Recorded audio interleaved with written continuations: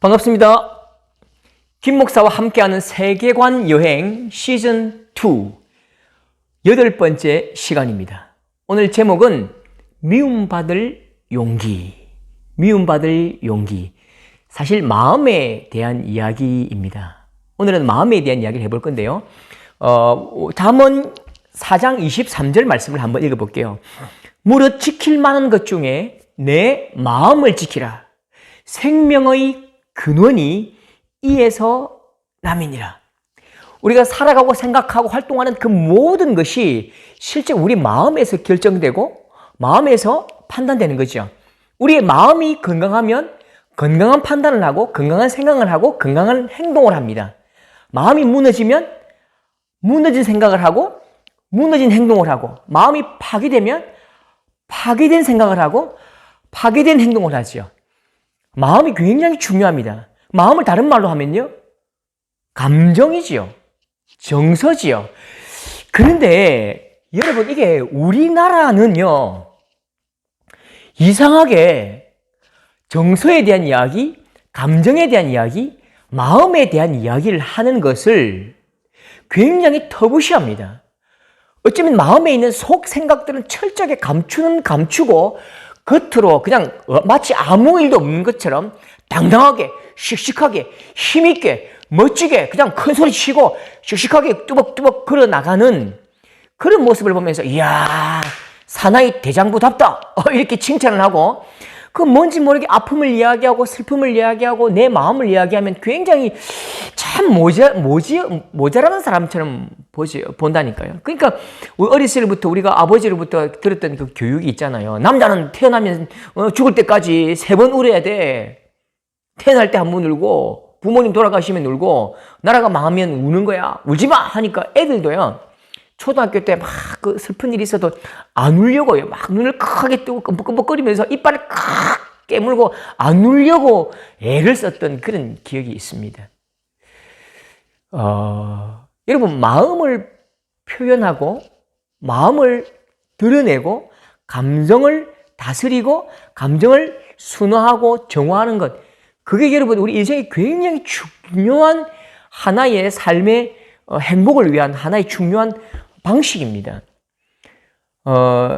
마음에 대한 이야기를 하기 전에 조금 앞에 이야기를 해보면요, 인류 역사가 한 4,000년 정도, 기록의 역사가 4,000년 정도 이전이라면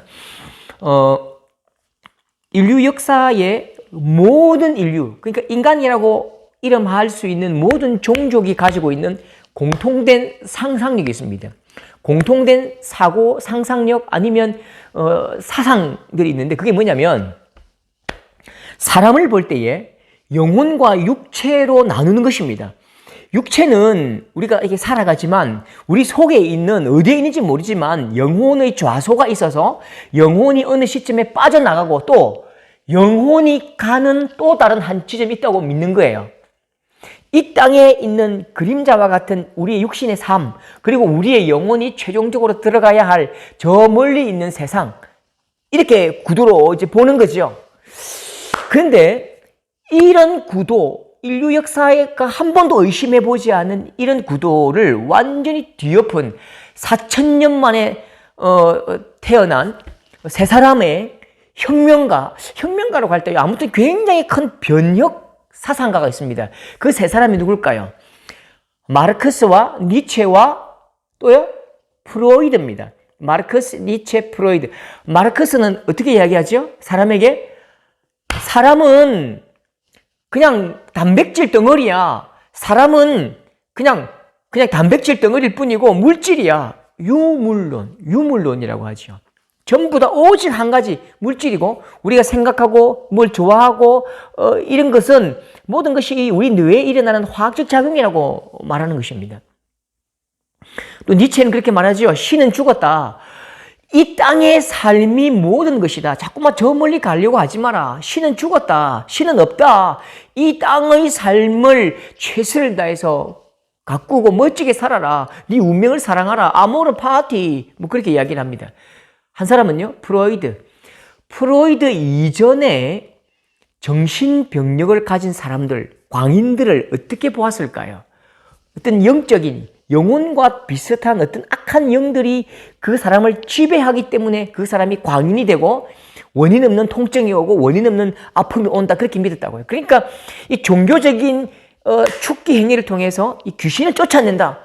이게 이제 굉장히 하나의 큰 모델이었고, 그게 너무 심한 그 상태면요, 화형을 시켜버렸죠. 화형을 시켰습니다. 그런데 이 프로이드라는 사람이 이 사람에 대한 연구를 다시 해보면서 중요한 하나의 관점, 아주 중요한 하나의 모델을 만들어냅니다. 그게 뭐냐면, 우리가 빙산이 있잖아요. 빙산이 굉장히 우리 눈에 보이는 빙산이 크지만 그것보다 10배 큰 빙산은 어디에 있습니까? 물 속에 있죠. 물 속에 큰 빙산이 있고, 그러면 물 위에 드러나는 빙산은요, 그냥 10분의 1밖에 안 된다고요. 그러니까 이 10분의 9가 움직이는 대로 10분의 1도 따라 움직이는 거죠. 해류 따라서 움직여 간다고요. 그러면 사람이 행동하고 내가 뭘 좋아하고 이렇게 하고 싶고 이런 이야기를 하고 싶고 내가 어떻게 선택할 때에 진짜 내가 내 뇌에서 합리적인 판단에 의해서 그걸 결정하느냐? 프로이드는 그게 아니라고 말합니다. 사람에게도 이성과 지성, 이성의 세계, 의식의 세계 아래에 무의식의 세계가 있다는 겁니다. 사람 속에 무의식의 세계가 있는데 이게 90%고 의식의 세계는 10%밖에 되지 않는다는 거죠. 90%에서 결정되고 작동하는 그 목적과 행위의 명령을 의식 세계에서 우리가 펼쳐 간다는 것입니다. 그러면 우리 마음속에 있는 이 어디에 있는지 알지 못하지만 90%의 무의식, 이걸 바로 마음이고, 여기가 마음에 있는 여기가 병이 나면 마음에 상처가 있고 여기에 문제가 생긴다. 이걸 한번 가만히 들여다봐야 된다. 그러면 이 무의식은 어떻게 만들어지느냐? 어릴 때의 의미 있는 기억들, 좋은 기억들, 나쁜 기억들, 좌절, 절망, 상처, 욕구의 탈락, 이런 여러 가지 많은 감정들이 그렇게 만들어낸다는 거죠. 큰 마음의 우물을 만들어내고 그 마음의 우물들 때문에 우리가 그냥 투영된 형식, 투영된 하나의 현상이 우리의 의식 세계라, 그렇게 프로이드가 설명을 합니다. 그래서 프로이드는요, 진짜 나를 안다고 말할 때에, 나를 안다, 나는 뭐 외향적이야, 내향적이야, 아니면 쾌활해, 아니면 적극적인 성향이야, 그건 의식에서 보이는, 그건 중요하지 않다는 거죠. 너의 내면에 있는 마주하기 싫은 내면의 억압과 고통과 아픔과 상처들을 가만히 들여다보라. 그래야만 진짜 네가 누구인지 알 수 있다. 그래야만 네가 어떤 사람인지 알 수 있고 어떻게 작동하는 사람인지를 알 수 있다는 거죠. 그러니까 이게 과거는 바꿀 수 없잖아요. 과거는 바꿀 수 없지만 그 과거의 사건들 때문에 오늘 내가 이런 정상을 만들어내는데, 과거의 사건을 가만히 바라보면서 어루만지고 또 직면하고 이해하고 나를 용서하고 용납하라, 나를 이해하라, 그렇게 프로이드가 이런 논리를 펼치는 것입니다. 이 프로이드의 이 의식과 무의식에 대한 이야기를 굉장히 많은 사람들이, 많은 과학자와 의사들이 따랐습니다. 그런데 이 프로이드를 따랐던 아들러라는 사람이 굉장히 오랫동안 이 프로이드의 학설을 따라가다가 어느 순간에 결별을 합니다. 그리고 그만의 새로운 논리, 새로운 학설, 새로운 사람에 대한 이해를 만들어낸다고요. 자, 보십시오. 프로이드는 과거에 관심이 있죠. 과거의 사건에 관심이 있습니다. 그러면 과거의 사건과 과거의 상처 때문에 오늘 내가 이 모양이라면, 아들러가 생각하기에 과거의 사건을 아는 것이 무슨 의미가 있냐는 거죠. 아니, 내가 감기 걸렸어요. 감기 걸렸는데 네가 어제 옷을 잘 입지 않았기 때문에 그래 라고 원인을 말하는 것이 무슨 의미가 있냐는 거죠. 그것보다는 이 현재를 살아가고 있는 아픈 사람에게 과거에 대한 이야기를 하지 말고 너는 이제부터 옷을 따뜻하게 입어라. 그리고 이 약을 복용해라 라고 미래적이고 저 현재를 당당하게 살면서 미래적이고 목적에 대한 이야기, 미래의 나의 행복에 대한 이야기를 하는 것이 훨씬 더 바람직하다는 거죠.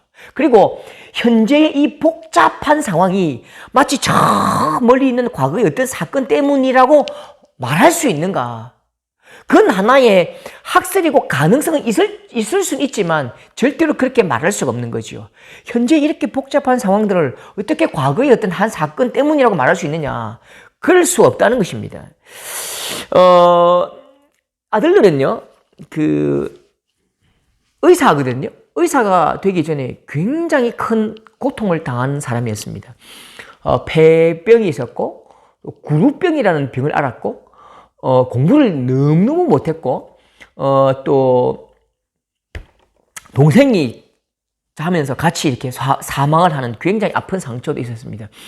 그리고 이 사람이 그 열등하고 너무너무 안 되니까요. 굉장히 좌절하고 있을 때에 아버지의 격려와 아버지의 사랑으로 다시 재기를 합니다. 일어섭니다. 공부를 열심히 해서 안과 의사가 됩니다.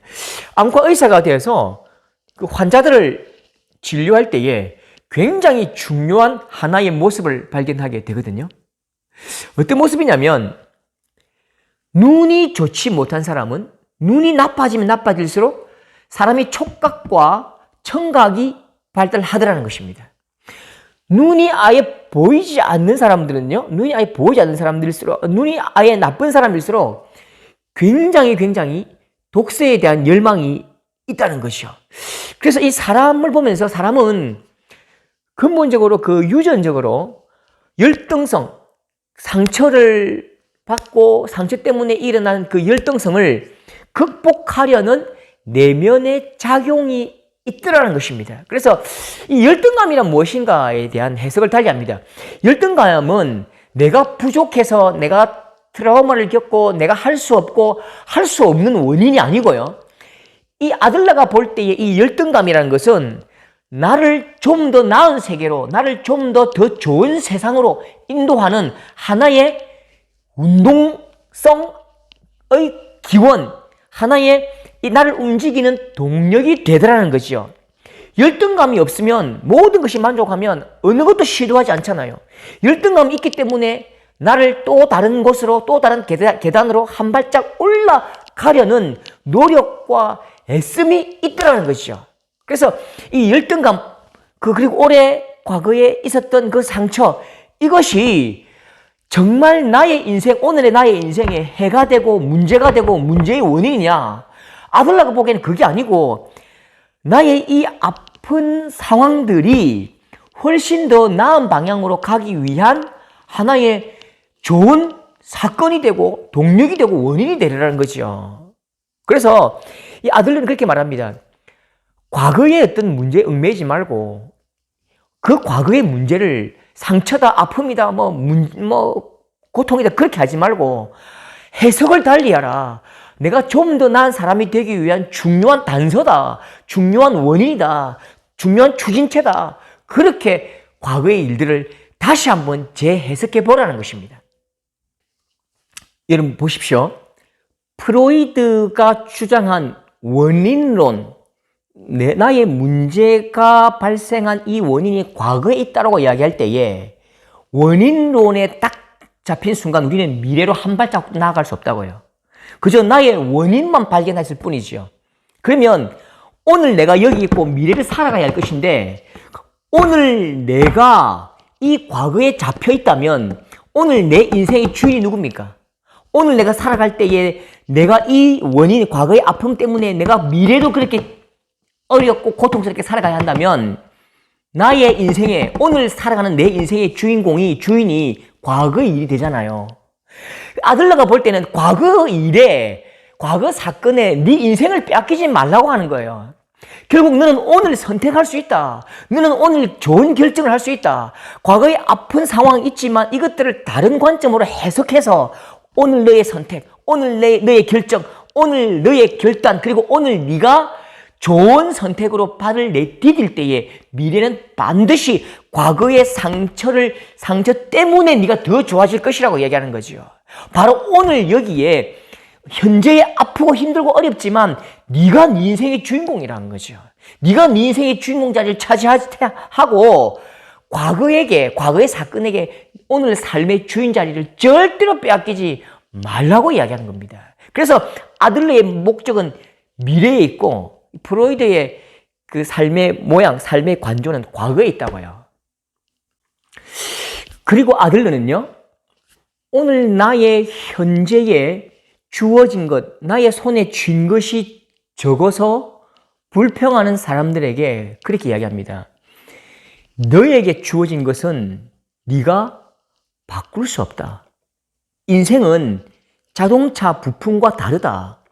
자동차 부품은 불량품이면 바꾸면 되고 기능이 좋은 부품이 생기면 교환할 수 있지만 인생은 절대로 그럴 수 없을 만큼 굉장히 폭넓은 것이고 굉장히 깊은 것이다.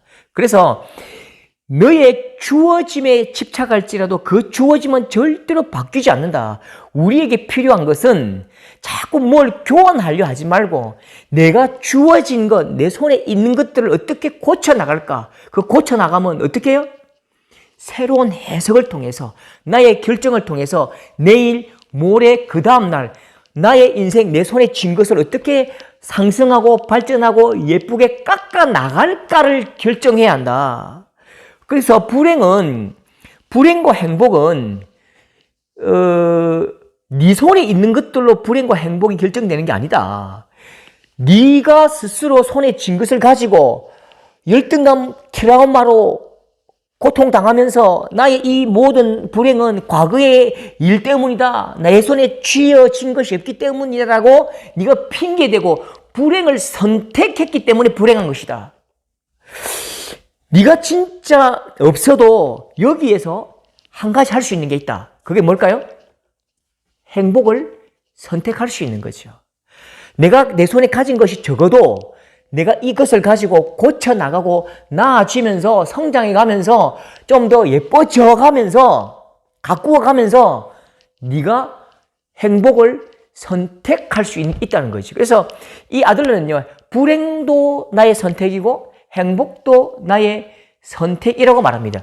그 근거가 뭐냐면, 그러면 많이 가진 사람들은 다 행복하냐? 적게 가진 사람들은 모두 불행하냐? 그것이 아니라는 거죠. 많이 가져도 불행한 사람이 있고 적게 가져도 행복한 사람이 있지 않느냐? 결국은 행복과 불행도 행복감이지요. 감, 느낌이죠. 행복 몇 점 이상 불행, 몇 점 이상 행복, 그건 없는 거예요. 행복도 느낌이고 불행도 행복감이죠. 그 감을 결정하는 것은 나의 마음이고 나의 정서고 나의 생각이고 나의 결정이다. 그렇게 이야기합니다. 그래서 오늘 지금부터 행복 시작이라고 네가 선포해. 오늘 지금부터 과거 일은 그냥 덮어두고 무슨 일이 있었든지 그 과거의 일은 미래의 내 인생에 아무런 영향력이 없다라고 네 스스로 결단하고 오늘 지금부터 행복 시작이라고 네가 결정해 보라는 것입니다. 아들러는 인간이 가진 최악의 고통의 원인에 대해서 그 사람을 행동과 삶의 모습을 가지고 경제적 가치로 환산하는 것. 이것을 가장 최악의 문제, 최악의 불행의 기원으로 봅니다. 이렇게 묻거든요. 20년 동안 누워있는 노인이 있다. 20년 동안 누워있는 노인이 있는데 경제적 가치로 이 노인을 판단하면 이건 어떻습니까? 경제적 가치는요, 마이너스겠죠. 엄청난 손실을 입히는 존재겠죠. 그러면 행위적 가치는요, 이 노인이 행동을 통해서 뭘 생산하지 않기 때문에 행위적 가치는 제로겠죠. 그런데 그렇게 판단할 수 없다는 것입니다. 인간은 그 존재적 가치는 최고의 가치를 지니기 때문에 무엇을 했느냐에 어떻게 행동하고 있느냐, 얼마만큼의 양산물, 생산물을 생산하느냐에 따라서 판단할 수 없고 존재 자체로 존귀하다고 이야기하는 것이죠. 아들러는요, 이 칭찬 욕구와 인정 욕구에 대해서 타인에게 인정받으려는 욕구, 그 마음을 철저하게 부정해야 된다고 말합니다. 이 타인에게 인정받으려 하고 타인에게 칭찬받으려 하기 때문에 이 마음의 자유를 상실해 버리지요. 나는 언제 어쨌든지 그 사람에게 인정받기 위해서 그 사람에게 칭찬받기 위해 산다면 항상 그 사람이 살펴야 할 것은 내가 칭찬받으려 하는 그 사람의 안색이지요. 그 사람의 기대에 부응하기 위해 산다면 우리는 항상 불행할 수밖에 없고 나는 내 인생의 주인공이 될 수 없다는 거죠. 그래서 아들러가 미움받을 용기, 진짜 우리에게 가지고 있어야 할 용기는 미움받을 수 있는 용기다 그렇게 말합니다. 우리는 인정받기 위해 사는 존재가 아니라 내 삶을 당당하게 살아갈 때에 다른 사람들이 인정해주고 내 삶을 당당하게 살아갈 때에 다른 사람들이 나의 삶을 바라보면서 나를 닮아가길 원하는 거지요. 여러분 반대로 이와는 반대로 내가 타인의 만족을 위해 살지 않듯이 타인은요 다른 사람도 나의 만족을 위해 살지 않는 거지요. 다른 사람도 나의 만족을 위해서 살지 않기 때문에 상대의 삶에 대해서 상대의 삶이 나에게 만족스럽지 않다고 해서 내가 화를 낼 이유가 없는 거지요. 짜증낼 이유가 없는 거지요. 과제가 분리되어 있다고요. 그 사람의 인생은 그 사람의 인생 자체가 존귀한 것이고 내 삶은 내 삶 자체가 굉장히 소중하고 존귀하죠. 다른 사람들의 칭찬과 관심에 의해서 이게 좌지우지 된다는 것은 내가 그 사람의 노예로 전락하고 마는 거지요.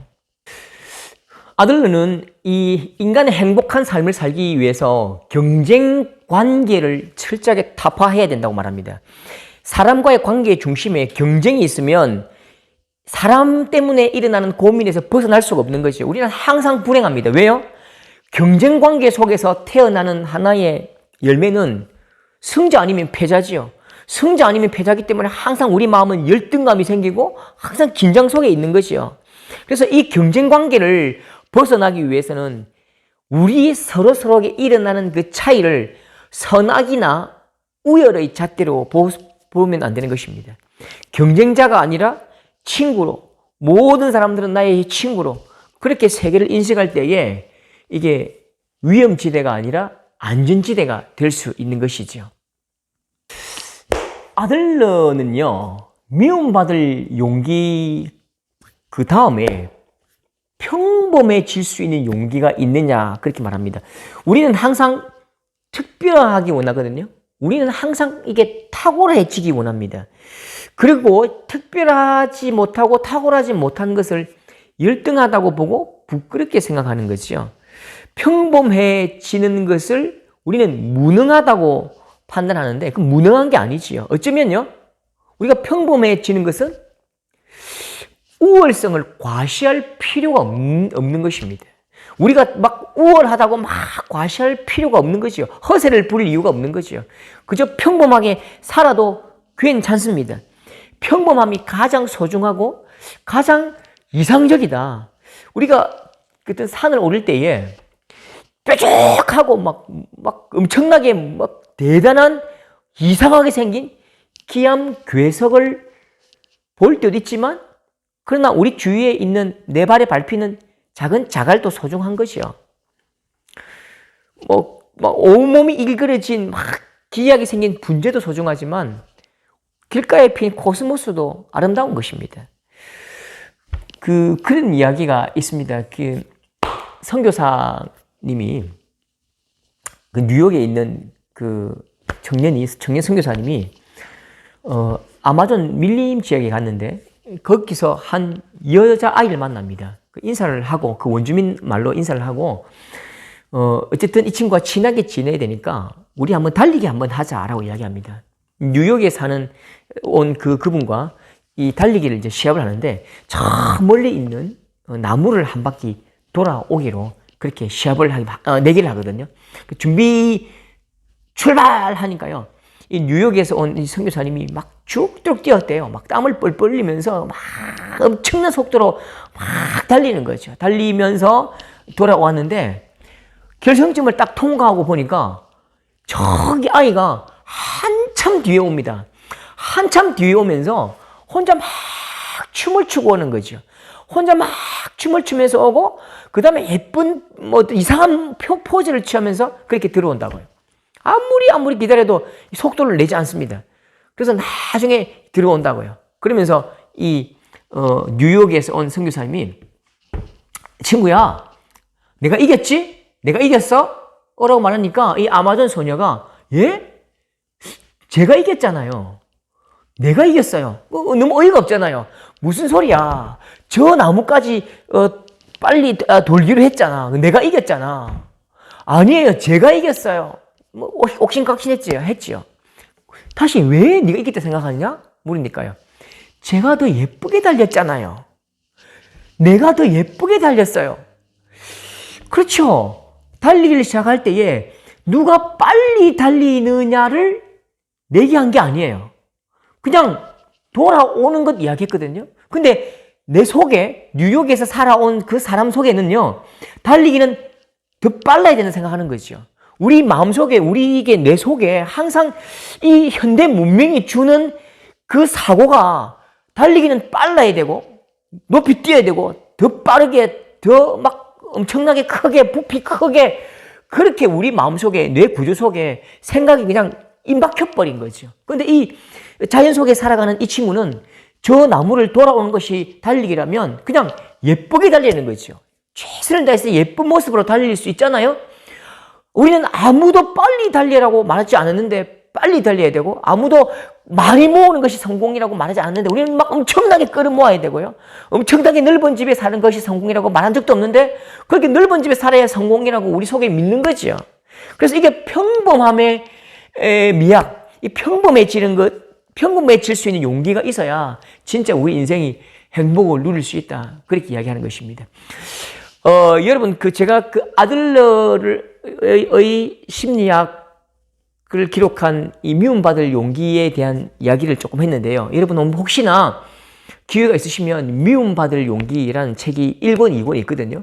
꼭 한번 읽어보십시오. 너무너무 재밌고 쉽고 우리에게 많은 생각들을 하게 합니다. 자, 8강 미움받을 용기, 이것으로 마치겠습니다.